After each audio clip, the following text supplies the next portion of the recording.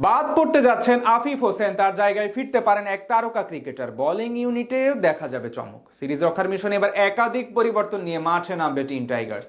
আগের ম্যাচের একাদশ থেকে বাদ পড়বেন কয়েকজন, ব্যাটিং অর্ডারও আসতে পারে অদল বদল। সব মিলিয়ে নিউজিল্যান্ডের বিপক্ষে দ্বিতীয় ওডিআই ম্যাচে কেমন হতে পারে টাইগারদের সেরা একাদশ, সেটাই জানবো রিপোর্টে। ঘরের মাঠে প্রথম ম্যাচে বাংলাদেশের পারফরমেন্স হতাশ করেছে সবাইকে।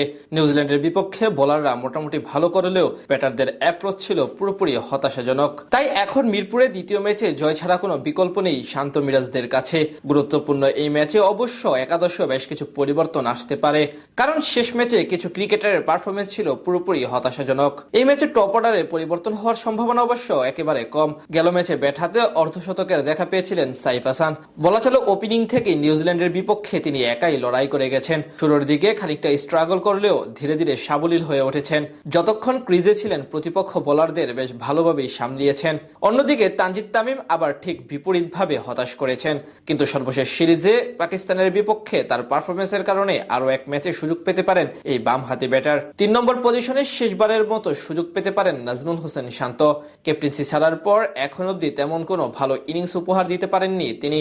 গেল ম্যাচে মেরেছেন গোল্ডেন ডাক। বলা চলে একেবারে কোণঠাসা পারফরমেন্স চোখে পড়েছে তার কাছ থেকে। তাই সিরিজ রক্ষার মিশনে মাঠে নামার আগে একটু বাড়তি চাপেই থাকবেন ওয়ানডে ফরম্যাটের এক্স ক্যাপ্টেন। ৪ নম্বর পজিশনে স্বাভাবিকভাবে থাকবেন লিটন কুমার দাস। পাকিস্তানের বিপক্ষে সিরিজ থেকে এই নতুন জায়গায় ব্যাট করা শুরু করেছেন মিস্টার এলকেডি, যেখানে বলা চলে এখন পর্যন্ত আস্থার প্রতিদান বেশ ভালোভাবে দিয়েছেন তিনি। মিডল অর্ডারে আরেক আস্থার নাম তাওহিদ হৃদয়। নিউজিল্যান্ডের বিপক্ষে প্রথম ওডিআইতে শেষ দিকে একা হাতে লড়াই করেছিলেন বগুড়ার এই ক্রিকেটার। সঙ্গী না পাওয়ায় ম্যাচে জেতাতে পারেননি। তবে পরের ম্যাচেও তার উপর বাড়তি দায়িত্ব এবং নজর থাকবে সকলের। জাতীয় দলের হয়ে একদিনের ফরম্যাটে এখন অব্দি ৪৩ ইনিংসে ব্যাট করে ১৩৯৬ রান করেছেন, প্রায় ৩৫.৭৯ গড়ে। ১২টি অর্ধশতকের বিপরীতে একটি সেঞ্চুরিও আছে তার নামের পাশে। দ্বিতীয় ম্যাচে বাদ পড়তে পারেন আফিফ হোসেন ধ্রুব। সিরিজের উদ্বোধনী ওয়ানডেতে ৬ নম্বরে নেমে একেবারে হতাশ করেছেন তিনি। ৪৯ বলে ২৭ রানের ইনিংস খেলে দলকে প্রত্যক্ষভাবে হারাতে ভূমিকা রেখেছেন। এছাড়া শেষ ৪ ম্যাচে একাদশ সুযোগ পেয়েও তেমন ভাবে কাজে লাগাতে পারেননি এই বামহাতি ক্রিকেটার। তার জায়গায় ফিরতে পারেন মাহিদুল ইসলাম অঙ্কন।